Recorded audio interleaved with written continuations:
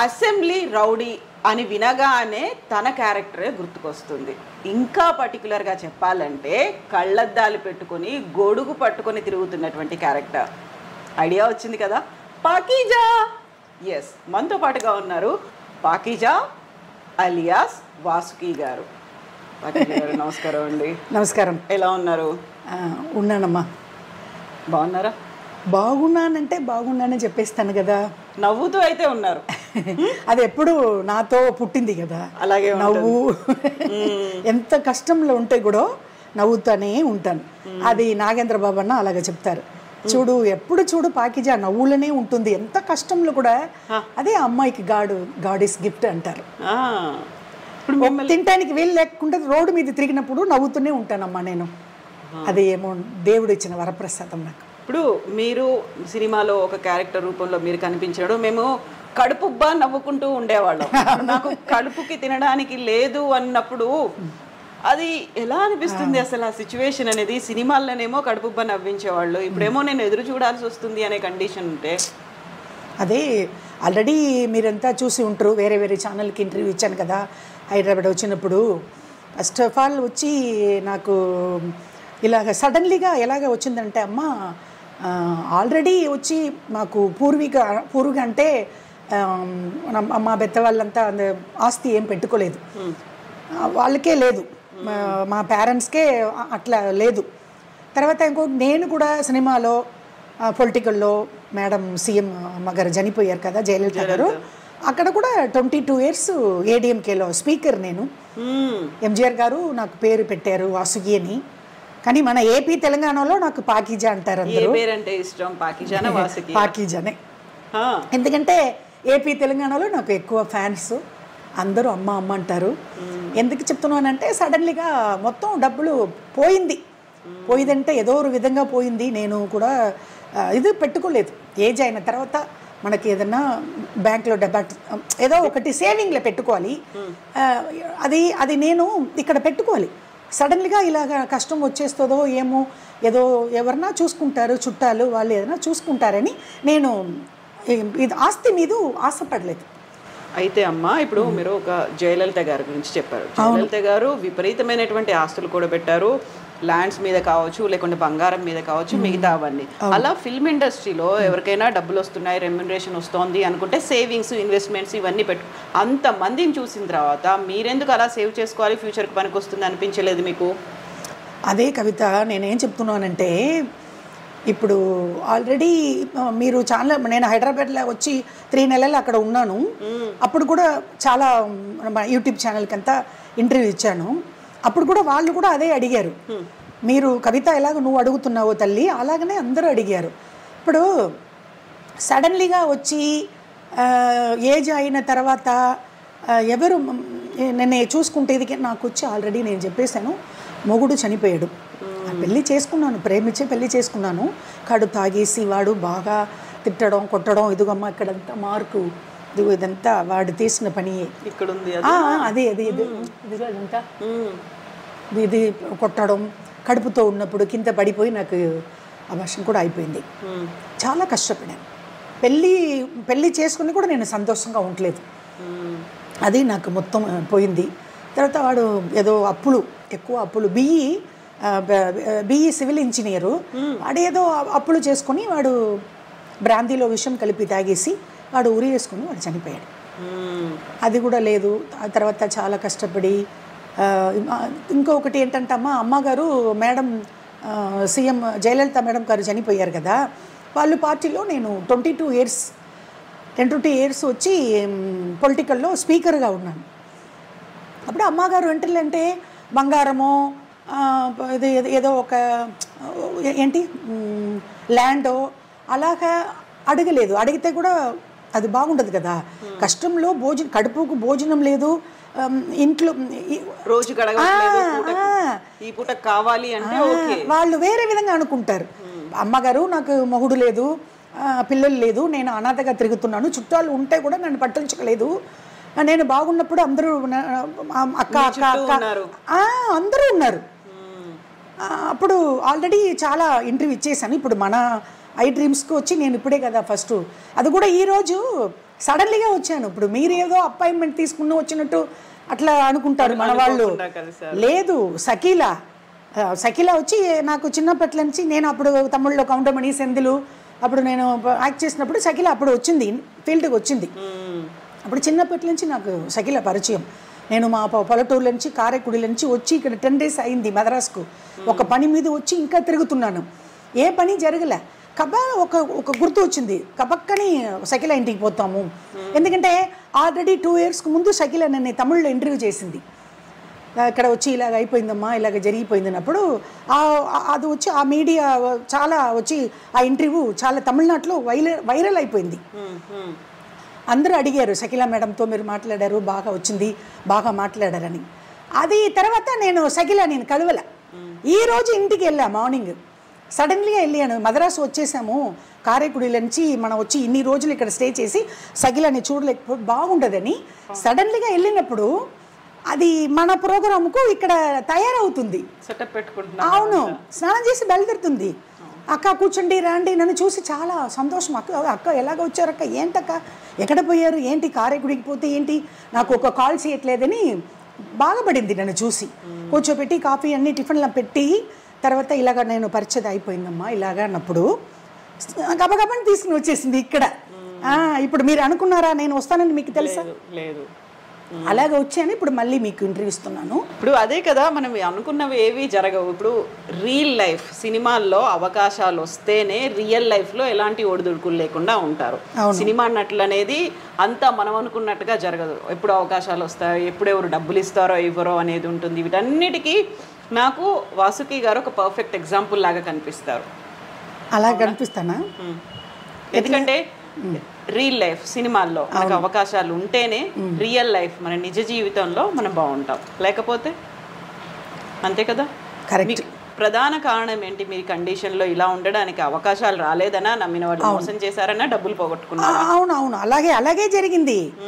అదే అప్పట్లో నుంచే మా చిన్నప్పట్ల నుంచి ఇంతవరకు ఇక్కడ కూర్చున్న ఇంటర్వ్యూ ఇస్తున్నాను కదా, ఇప్పుడు వరకు డబ్బుల గురించి రేపు ఏం చేసేది, మన పరిచయ ఏజ్ అయిపోయింది, ఇలాగ అయిపోయింది, ఎవరు మనకు హెల్ప్ చేయట్లేదే, దాని గురించి ఆలోచించి ఇలాగ అయిపోయాను. ఇప్పుడు ఒక మీడియాలో కూడా అడిగారు, ఏంటి ఇలాగ అయిపోయారు పాకిజా గారు మీరు, అలాగ ఉన్నారనే. 91 అసెంబ్లీ రౌడీ, 91లో ఉన్నలాగా ఇలాగ ఇప్పుడు ఉండొచ్చా? ఇప్పుడు నాకు ఏజ్ ఏంటి, అప్పుడు నాకు ఏజ్ ఏంటి? నా గురుగారు అసెంబ్లీ రౌడీలో ఇంట్రొడ్యూస్ చేస్తున్నారు ఏపీ తెలంగాణలో. మోహన్ బాబు గారు ఆ పుణ్యం కట్టుకున్నారు, లేకపోతే ఏపీ తెలంగాణలో అయిపోయిందా? 33. అవునా? అది 91 కదా, ఇప్పుడు 2024లో ఉన్నాం మనం. 91 అసెంబ్లీ రౌడీ, ఇప్పుడు ఇది ఏంటి 2024. అప్పుడు ఎంత అయింది? 30 years అవుతుంది కదా, 33. అవును, అదే 30 సంవత్సరాలు అయిపోయింది. అప్పుడు ఇలా అలాగా తమిళ్లో ఆ సినిమా వచ్చింది. ఏ సినిమా అది? అసెంబ్లీ రౌడీ తెలుగులో చేశారు కదా, అది తమిళ్లో వచ్చి సత్యరాజ్ హీరో, సత్యరాజ్ గారు. దాంట్లో కామెడీ క్యారెక్టర్ వేసాను, కౌంటమణి పక్కం. సేమ్ క్యారెక్టర్ అక్కడ నా గురుగారు మోహన్ బాబు గారు ఫోన్ చేసి తమిళమ్మాయిని పిలువండి అని చెప్పి బ్రహ్మానందం గారు పక్కన పెట్టారు. మన ఏపీ తెలంగాణలో అందరికీ తెలుసు, బ్రహ్మానందం గారితో నేను ఎక్కువ సినిమా చేశాను. 18 సినిమా లైన్గా గబగబ అసెంబ్లీ రౌడీ గారి పెళ్ళం, పెద్దరాయుడు, అలాగనే వచ్చింది. చాలా చాలా చాలా సినిమాలు. మొత్తం తెలుగులో 50కి పైగా సినిమా పైన 55 సినిమాలు. ఓ, తమిళ అండ్ తెలుగు కలిపితే 150 చేశారు. 150 మూవీస్. ఆ తర్వాత సీరియల్స్ అది ఇది అన్నీ చేశాను. ఇదే ఇప్పుడు ఎలాగ నేను ఏపీకి తెలంగాణకు పరిచయం అయ్యానంటే అది మోహన్ బాబు గారు ఇంట్రొడక్షన్ చేయలేకపోతే నేను లేదు. అవును. ఇప్పుడు సడన్లీగా ఇప్పుడు ఈరోజు నేను సకీలా ఇంటికి వెళ్ళి ఎలాగ సకీలాని కలిశాను, అలాగనే నా ఫ్రెండు అమ్మాయి బోరింగ్ పాప, జయలలిత అంటే అందరూ మన తమిళనాడు ముఖ్యమంత్రి అని అనుకుంటారు, ఇంకో జయలలిత అక్కడ ఉంది కదా, మన బోరింగ్ పాప అంటారు. అన్న బాలయ్య అనేతో ఆ సినిమా చేసింది కదా బోరింగ్ పాప, లారీ డ్రైవర్లో. అప్పటి నుంచి నాకు ఎలాగ అసెంబ్లీ రౌడీ పాకిజ్ అని వచ్చిందో అలాగా ఆ అమ్మాయికి కూడా అలాగ వచ్చింది. అదే ఒక యూట్యూబ్ ఛానల్కి నంబర్ ఇచ్చింది. అప్పుడు వాళ్ళు వచ్చి ఇక్కడ చెన్నైలో వచ్చి ఇంటర్వ్యూ చేసుకున్నారు. ఏంటి ఇలాగ ఉన్నారే ఏంటి అన్నప్పుడు నేను మొత్తం ఇంటర్వ్యూలో చెప్పి అది తర్వాత మన ఆ ఇంటర్వ్యూ చూసి నాగేంద్ర బాబు అన్న నాకు వీడియో కాల్లో వచ్చారు. ఏంటి పాకిజా, ఏంటి భోజనం తినలేకుండా ఇలాగ తిరుగుతున్నాను, ఏమి అయిపోయింది, ఏంటి నీకు ఎవరు హెల్ప్ చేయట్లేదా అని అన్నయ్య ₹1,00,000 నాకు అకౌంట్లో పెట్టారు. ఎవరు? Mega power star family. ₹1,00,000 అన్నయ్య, నాగేంద్ర బాబు అన్నయ్య, ₹1,00,000 మెగాస్టార్ చిరంజీవి అన్న. తర్వాత చిన్న చిన్న మన ఏపీ తెలంగాణ మన ఫ్యామిలీలో ఉన్నవాళ్ళు అందరూ 500, 1000 అలాగా అలా అన్నీ కలిపి నాకు ఒక 3,50,000 వచ్చింది.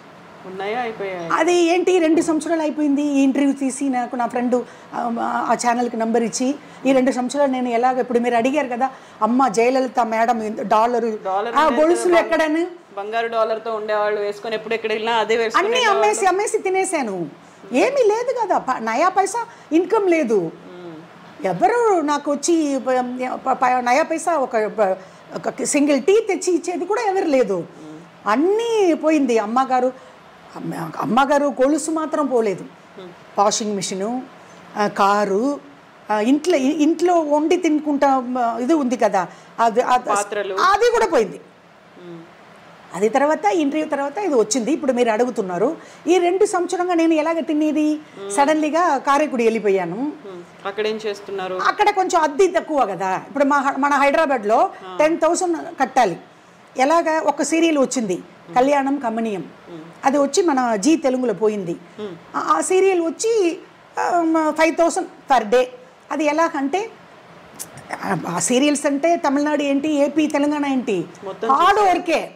ఇవాళ మార్నింగ్ 6 o'clock తీసుకుని పోతారు, రేపు మార్నింగ్ 9, 7 అట్లా దింపుతారు. అలా హార్డ్ వర్క్ కూడా నేను చేశాను 10 days. ఆ డబ్బులు కూడా చాలా గ్యాప్ వచ్చేసింది. తర్వాత ఎలాగ అద్దె కట్టుకుంటేది నా ఫ్రెండ్కి ఫోన్ చేశా, జయలలిత బోరింగ్ పాపకి. ఏంటి జయ ఇలాగ అయిపోయింది, ఇక్కడ వచ్చి నేను అద్దె కట్టుకున్నాను. మెగా పవర్ స్టార్ ఫ్యామిలీ తర్వాత మన వేరే ఒక్క హీరో కూడా నయా పైసా ఇవ్వట్లే. తర్వాత నా గురుగారు కొడుకు కాడు.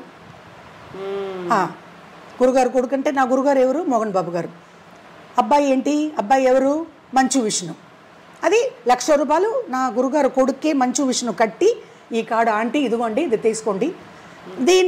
ఇందులో లైఫ్ మెంబర్ అని అయితే ఉంది కానీ మీకు ఆఫర్స్ రాలేదా? లైఫ్ మెంబర్ అంటే ఈ కార్డు వచ్చి 5 years తర్వాతనే పెన్షన్ వస్తుందంట. ఓకే, నాకు ఇప్పుడే కదా, ఇంకా సంవత్సరమే అయిందిగా, ఇంకా 4 years నేను వెయిట్ చేయాలి. నేను ఎక్కడికి పోయేది? 4 years నేను బతుకుతాను సస్తాను. ఏదో ఒకటి చేసి నెలకి నెల నాకు ఏదైనా ఒక పెన్షను. ఇప్పుడు మన ఏపీ తెలంగాణలో నాకు అందరూ హెల్ప్ చేశారు. ఇంకా ఎవరెవరో ఉన్నారు, బాలయ్య అన్న ఉన్నారు, నాగార్జున అన్న ఉన్నారు, ఎంతోమంది హీరోస్ ఉన్నారు. Only mega power star family and తర్వాత నా గురుగారు మోహన్ బాబు గారు కొడుకు వాళ్ళే హెల్ప్ చేశారు. వేరే సినిమా సైడు ఎందుకంటే నేను వాళ్ళ గురించి నేను తప్పుగా చెప్పట్లేదు. ఇప్పుడు కూడా అందరికీ నేను దండం పెట్టుకుంటాను. అది ఎవరైతే మెగా పవర్ స్టార్ ఫ్యామిలీ అయితే పర్వాలేదు, అందరికీ ఆంధ్ర ప్రజలకు కూడా అందరికీ నేను నమస్కారం పెట్టుకుంటాను. ఎందుకంటే అది 3.5 lakhs నాకు వచ్చి 3 crores లాగా. ఎందుకంటే రోడ్డు మీద తిరిగినప్పుడు సింగిల్ టీ లేదు, అప్పుడు వచ్చింది కదా ఆ డబ్బులు కూడా ఇక్కడ రాలేదు కదా. అదే అడుగుదాం అనుకున్నాను. మీరు తెలుగులో కంటే తమిళ్లో ఇంకా ఎక్కువ సినిమాలు చేశారు. తమిళ్ ఫిల్మ్ ఇండస్ట్రీ వాసుకిని ఓన్ చేసుకోలేకపోయారు. వాసుకి సమస్యల్లో ఉంటే ఎందుకు రెస్పాండ్ అవ్వలేదు? అక్కడ పాకిజాని టాలీవుడ్ ఓన్ చేసుకున్నట్టుగా వాసుకిని ఎందుకు ఓన్ చేసుకోవాలి? అదే కరెక్ట్, మీరు అడిగినట్టు నేను అన్ని ఛానల్కు చెప్పా. ఎందుకు మేడం ఇక్కడ మెగా పవర్ స్టార్ ఫ్యామిలీ అందరూ హెల్ప్ చేశారు కదా, మీరు పుట్టి పెరిగేది ఇక్కడే కదా, ఇక్కడ మీరు ఎందుకు ఒక నయా పైసా కూడా రాలేదు అన్నప్పుడు నాకు ఐడియా లేదు. ఎందుకు ఐడియా లేదంటే మొత్తం యాక్టర్స్కు వీడియో పెట్టాము, అన్నీ చేసాము, కానీ నాకు హెల్ప్ రాలే. అది తర్వాతనే నా ఫ్రెండ్ సడన్లీగా లైన్లో వచ్చింది, బోరింగ్ పాప ఇమ్మీడియట్గా లైన్లో వచ్చింది. ఇదిగో ఈ నంబర్కి కాల్ చేయి, ఆ యూట్యూబ్ వాళ్ళు నీకు కాల్ చేస్తారు, మీకు ఇంటర్వ్యూ పెడతారు, తర్వాత కారైకుడిల నుంచి మద్రాసు వచ్చి నువ్వు ఇంటర్వ్యూ చేసేయని అలాగ వచ్చి ఇంటర్వ్యూ ఇచ్చిపోయా. ఇక్కడ నడిగర్ సంఘం కూడా రెస్పాన్స్ లేదు కదా, అందుకే కదా ఈ కార్డు పెట్టుకుంటాను. ఈ కార్డు మనకు ఎప్పుడైతే ప్రయోజనమే. ఇప్పుడు మన ఇంటర్వ్యూ చూసి కూడా ఇది ఇలాగ మళ్ళీ ఏదైనా ఎవరు ఇప్పుడు ఇలాగ మళ్ళీ రోడ్డు మీదే వచ్చేసా. ఎందుకు వచ్చేసానంటే 3.5 lakhs పెట్టుకుని ఎన్ని రోజులు నేను తినేది? కారకుడిలో కూడా అద్దె కట్టాలి, తినాలి, ఒక పాల ప్యాకెట్ 30 రూపాయలు.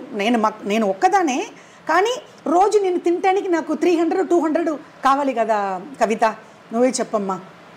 అప్పుడు నాకు సడన్లీగా నన్ను మద్రాసు వచ్చినప్పుడు షకీలా గుర్తు వచ్చింది. షకీలా ఏమో ఇమ్మీడియట్గా అది ప్రోగ్రామే వేరు.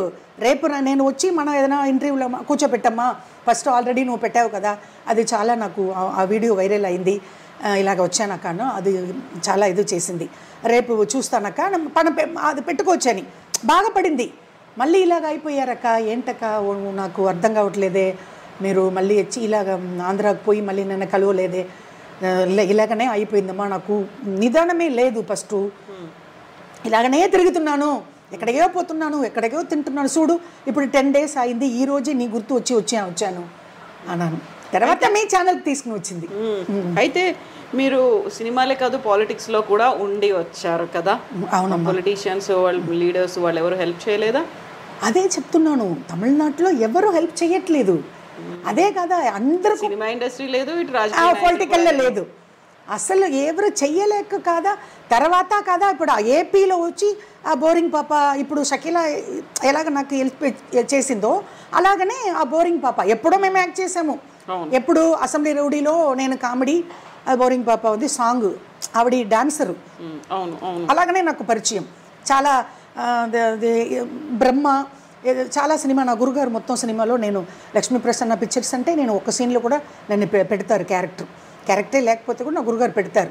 వాళ్ళు సినిమాలో మొత్తం నేను ఉంటాను, క్యారెక్టరే లేకపోతే కూడా ఒక సీన్ పాకిజావుకు రాయాలి అని చెప్పి పెద్ద పెద్ద డైరెక్టర్స్ కదా, అప్పుడు రాఘవేంద్రరావు గారు, అన్నమయ్య, అప్పుడు అన్నమయ్యలో చాలా దేవుడు సినిమా కదా, దాంట్లో నాకు అవకాశం వచ్చేది, నేను పుణ్యం కట్టుకున్నాను.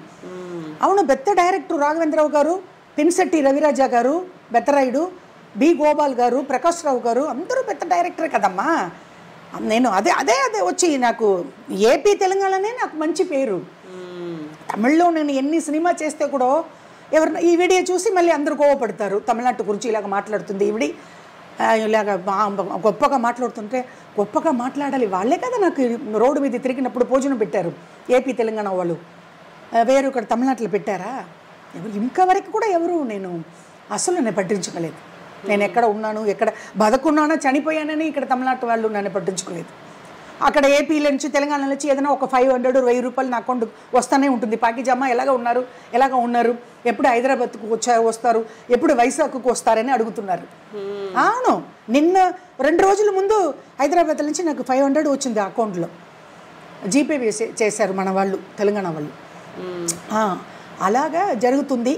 ఇప్పుడు ఏంటంటే ఒక రిక్వెస్ట్, మళ్ళీ ఇప్పుడు మీరు మీ ఛానల్ నుంచి ఇది ఇప్పుడు మూవీ ఆర్టిస్ట్ కార్డు నా గురుగారు కొడుకు ఇచ్చేశారు, కానీ ఇప్పుడు ఏదైనా ఒక ఇమ్మీడియట్గా ఏదైనా నాకు ఒక పెన్షన్ లాగా ఇస్తే బెటర్.